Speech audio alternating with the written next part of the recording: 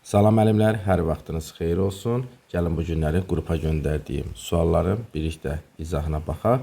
Bizim Müəllimlər Akademiyasında ibtidai sinif müəllimləri üçün yay təkmilləşmə qrupu fəaliyyətə başlayır. Riyaziyyat fənnindən qoşulmaq istəyən şəxslər 051 232 95 50 nömrəsinə WhatsApp-da yazaraq qoşula bilərlər və dərslər haqqında da daha geniş məlumat əldə etmək istəsəz, nömrəni WhatsApp-na yazaraq əldə edə bilərsiniz. Gəlin baxaq birinci sualımıza görə birinci sualda bizə nə deyir?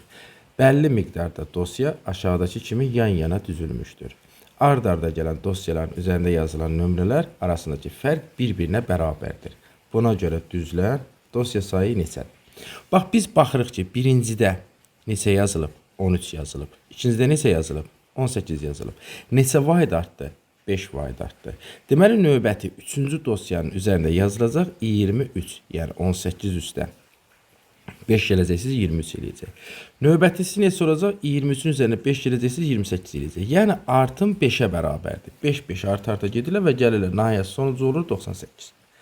Biz nə demişdik bu ardıcıl sıra dərsində? Demişdik ki, ümumi düzülüşlərdə ən sonuncudan çıxırdıq ən birincisini, 13-ü, gətirib bölürdüm artıma, yəni artım neçədir? 5-5'dir. 5'ə bölürdük və üzərinə bir gəlmə yadımızdan çıxmırdı. Və salam, bu şəkildə yazırdıq. 98-dən 13'ü çıxanda yerdə qalacaq 85. 85'i 5'ə böləndə 17 eləyəcək. Üstə də bir gələcək, bu da eləyəcək 18. Deməli, neçə dənə dosya düzülməkdədir? 18 dənə dosya düzülməkdədir. Düzün cavabımız olur 18 dənə. Baxaq növbəti məsələmizə. Görək növbəti məsələdə bizə nə deyir? Belə bir ifadə verilmişdir və bizə nə deyir? X bölünsün 2 bərabərdir, Y bölünsün 5 bərabərdir, Z bölünsün 4. İndi baxırıq ki, bax burada. X-i bölüblər, bax X-i bölüblər 5-ə. Əgər X 5-ə bölünürsə, deməli mən 5-i neçə hesab vuranda X almalıyam. Məsələn, bax deyirəm ki, 10-u bölürəm 5-ə. Deməli, burada alınan cavab neçədirsə, həmin o cavabı 5'ə vuranda 10 almalıyam. Yəni, bura 2 yazsam, 2'ni 5'ə vuranda 10 alacağım. Takibə bir kvadratı bölüblər 8'ə. Bərabər olub 3. Mən bu kvadratı tapanda nə edirəm? 3'ü vururam 8'ə. Düzdür? İndi burada mən bilmirəm, axı, X-i 5'ə bölüblər. Cavab neçə alınıb? O cavabı bilmirəm. O cavaba əgər mən K desəm, yəni, bax, X-i 5'ə bölənə sonra, bax, bunu belə yazam, X-i bölüblər 5'ə bərabər. Mən cavaba K desəm, X-i almaqdan ötürü nə etməliyəm? K-nı 5'ə vurmalı deyiləm. Düzdür. Sonra Y bölünsün 5 yazıblar. Kəsr xətti bölməni ifadə edir. Mən bunun cavabına K desəm, Y-i tapanda nə edəcəm? K-nı 5'ə vurmalı deyiləm. Düzdür. Z-i bölüblər 4'ə. Mən bunun cavabına K desəm, bilmirəm, baxın neçə eləyir. K deyirəm. Mən bu Z-i tapanda X-i vurmalıyam 4'ə. Düzdür. İndi bax, həmin o qaydanı gəlin bura tətbiq edəyək. Baxın, ifadən olduğu üçün, bax, bura köçürdək. X bölünsün 2 bərabərdir. Y bölünsün 5 bərabərdir. Z bölünsün Y-ə. Bax, indi mən 2'ni neçəyə vuranda X almalıyam? Bilmirəm. Həminə də deyirəm K. Onda K-nı 2'yə vuranda X bərabər olacaq 2K-ya. Yəni, bax, yenə yazıram. X bölünsün 2 bərabərdir. K yazıram. K bilmirəm neçədir də. Cavaba bir məhsul ədəd gətirirəm. O zaman X-i tapanda nə edirəm? K-nı 2'yə vururam. Düzdür? Ya, bax, bunu misal şəklində də yazsam. Məsələn ki, hər hansı kvadratı bölüblər 2'yə bərabərdir 5 alıblar. Bunu tapmaqdan ötürü 5'i 2'yə vurmalıyam. Düzdür? Mən də o işi gördüm də burada K-nın yerində sadəcə 5 dəyər. Və salam. Bunları yazdıq. Sonra gəlirəm eyni qaydanı tətbiq edirəm ikincisinə.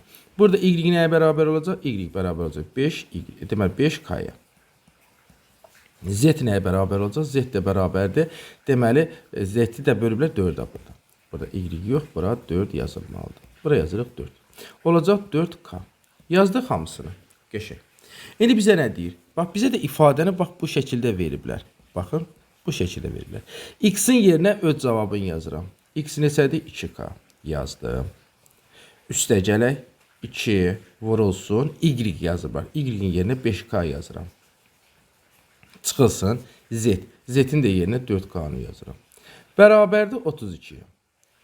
Bax, 2K-na bu 2'ni 5'ə vursam 10K eləyəcək. Bəli, 10K eləyəcək. Eləcək bunu bir dəfəlik silə, bir dəfəlik 10K yazaq. 2'ni 5K-ya vuranda 10K eləyir.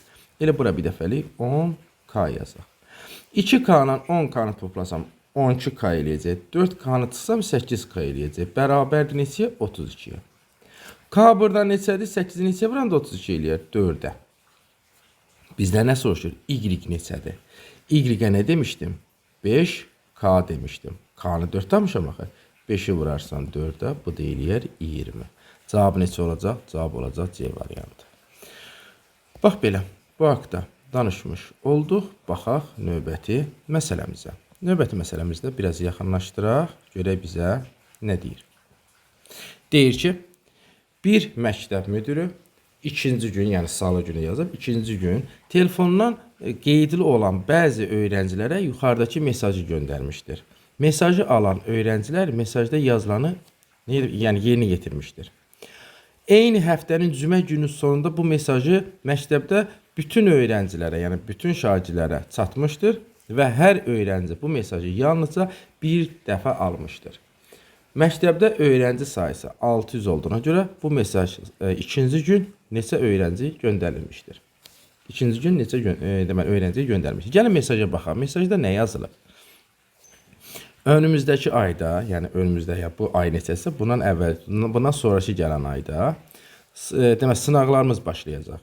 Bu mesajı alan hər öğrenci səhərsi günü 3 öğrenciyə göndərsin. Yəni bu günləri mən aldım bu mesajı, sabahları 3 nəfər şagirdə göndərməliyəm. Və o 3 şagirdin də hər birisi nə etməlidir? Özündən başqa digər 3 nəfərə göndərməlidir. Və yenə o birisi günü hər bir mesajı alan şagird özündən başqa 3 nəfərə də göndərməlidir. İndi bizə deyir ki, cümə günü hamıya çatıb. Cümə günü neçənci gündür? 5-ci gündür. 5-ci gündən əvvəl 4-cü gündür. 4-cü gündən əvvəl 3-cü gündür. 3-cü gündən əvvəl 2-ci gündür. Bizə isə bax bu ikinci gün, yəni salı günü neçə öğrenci göndərmişdir? Bunu soruşur bizdən.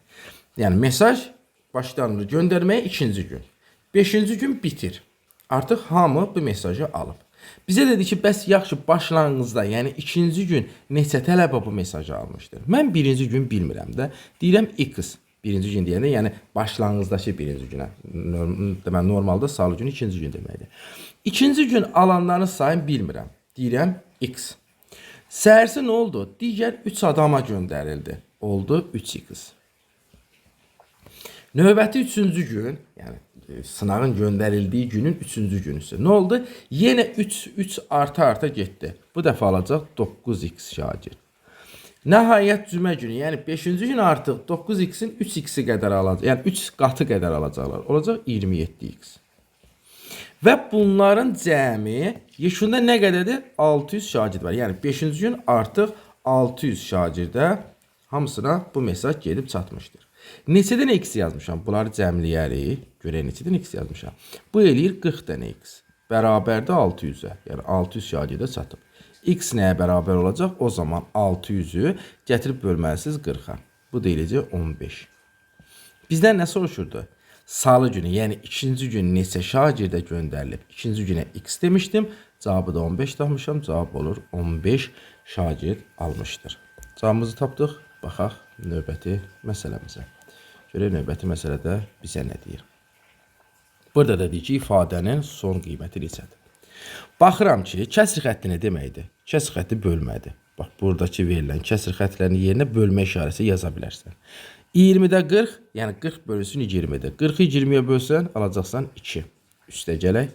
9-da 18. Burada cavab neçə eləyəcək? 18 9-da bölsən 2 eləyəcək. Çıxılsın. Burada neçədir? 22-də 44. 44-ü 22-yə bölsən 2 alacaqsan. Çıxılsın. 33-də 66. 66-nı 33-ə bölsən 2 eləyəcək. Bərabərdir. 2 üstə 2, 4. 4-dən 2-ni çıxsan 2. 2-ni çıxsan qalacaq 0. İfadənin cavabı 0-a bərabərdir. Bu qədər sadə. Baxdıq növbətiyə. Görək növbətdə nə deyir. Burada da bizə deyir ki, bir ifadə veriblər. Bölmə işarəsidir və burada yazaq bax olduğu kimi AB.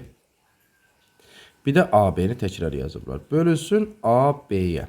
Mən bölənə baxıram. 2 dənə rəqəm varsa, bölünəndən də 2 dənə rəqəm ayırıram. AB AB-yə bir dəfə, istənilən ədəd öz-özünə bir dəfə bölünür. 1 AB-yə bölsəm, AB eləyəcək. Çıxdım, qaldı 0. Növbə çatdı bu aya. Bu anı gətirsəm.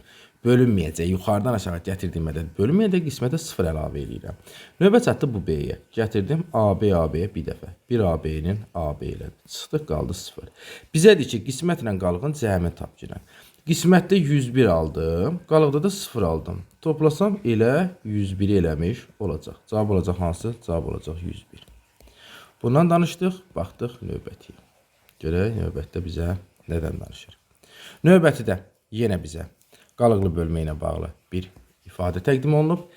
M bölünsün 2, ya daha doğrusu M plus 2 bölünüb N-ə, qismətdə 3 alınıb, qalıqda da N çıxılsın 4 alınıb. Bax, buradakı M üstə gələk 2 nədir? Bölünəndir. M üstə gələk 2-ni bölürlər də, bölünəndir. N burada nədir?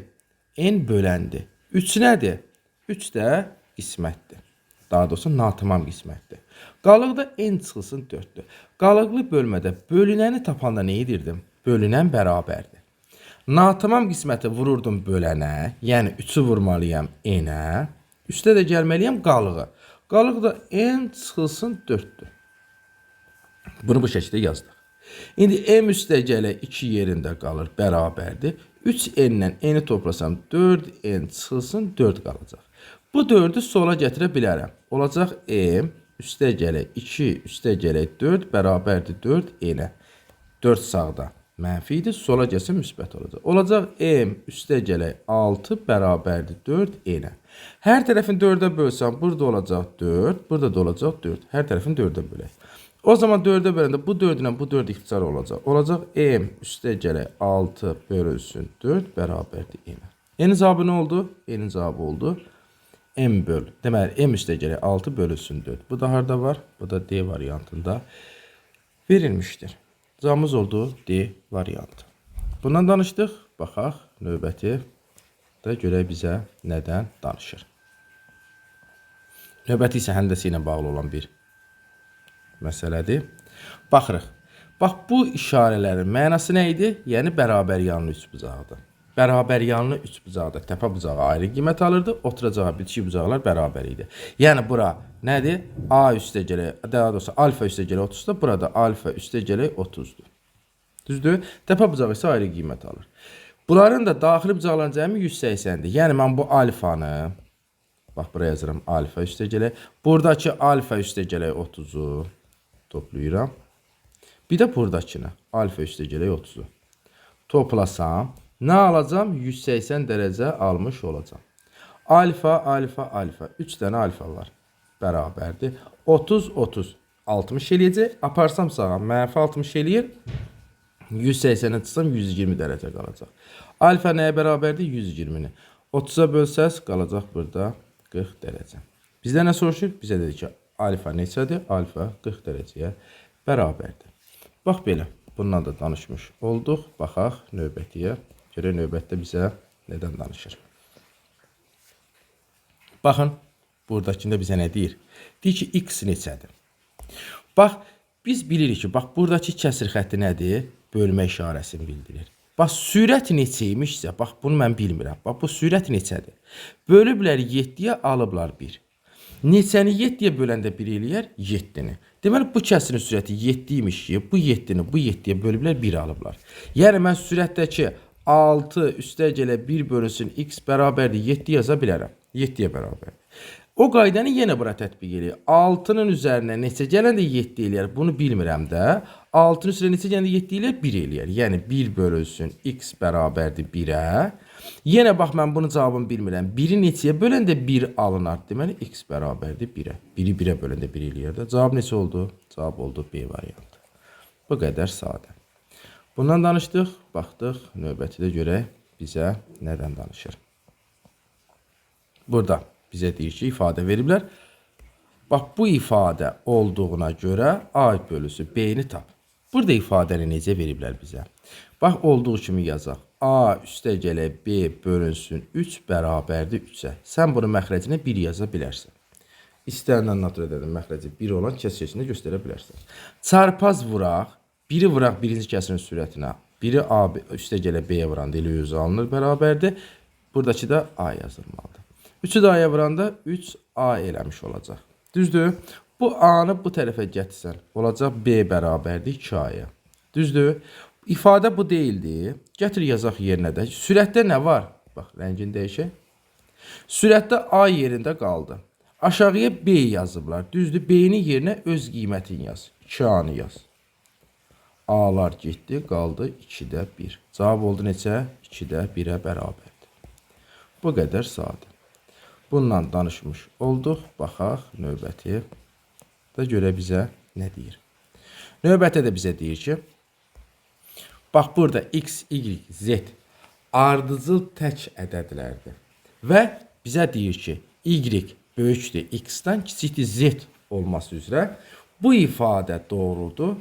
Bu ifadə doğru olarsa x üstəgələ y, z cəmin tap. Bax, bunlar nə idi? Ardıcıl tək ədədlərdir. Ardıcıl tək ədədlərin fərqi 2-dir.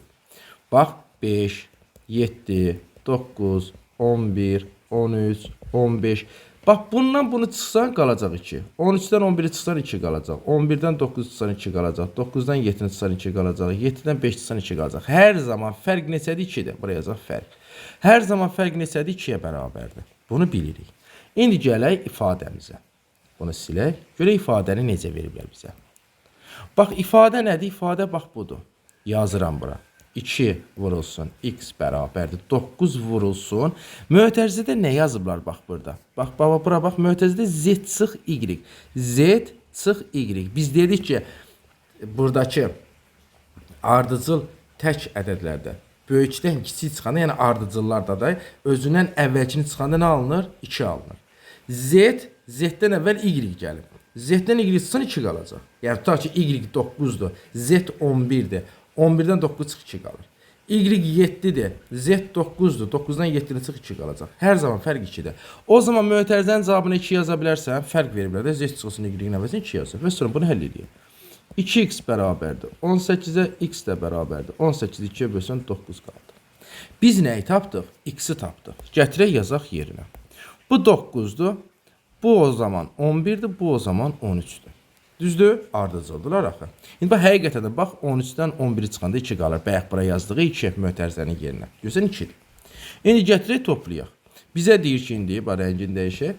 Bizə deyir ki, x üstəgələ y üstəgələ z-in cavabını tap. x 9, y 11, z 13. Toplayacaqsan bunları.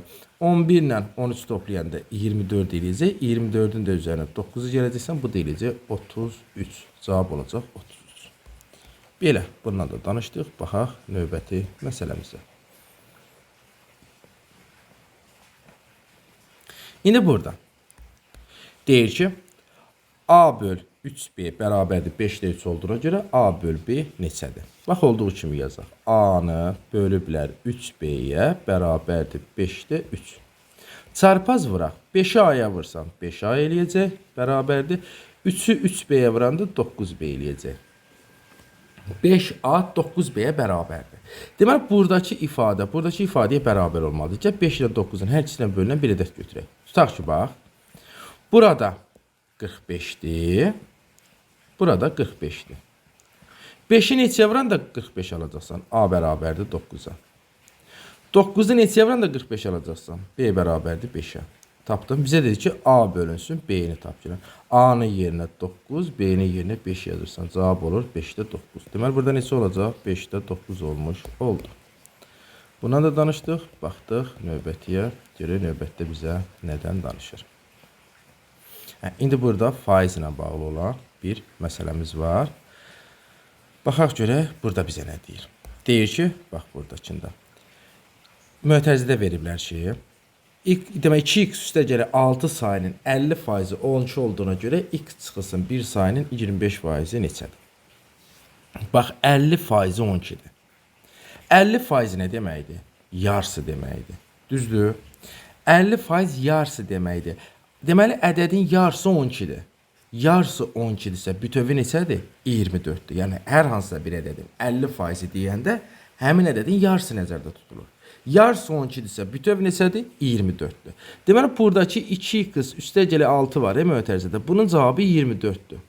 Çünki cəminin, yəni bu ifadənin cavabı neçədirsə, 50% 12-dir. 50% nədir? Yarısı deməkdir. Yarısı 12-dirsə bütöv 24-dür.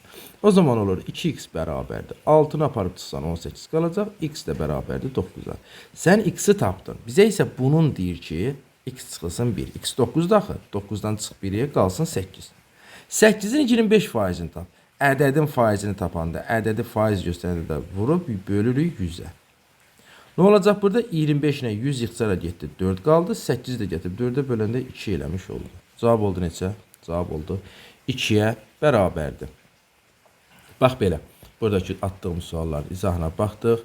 Videonu bəyənmək, kanala abunə olmaq yadımızdan çıxmasın.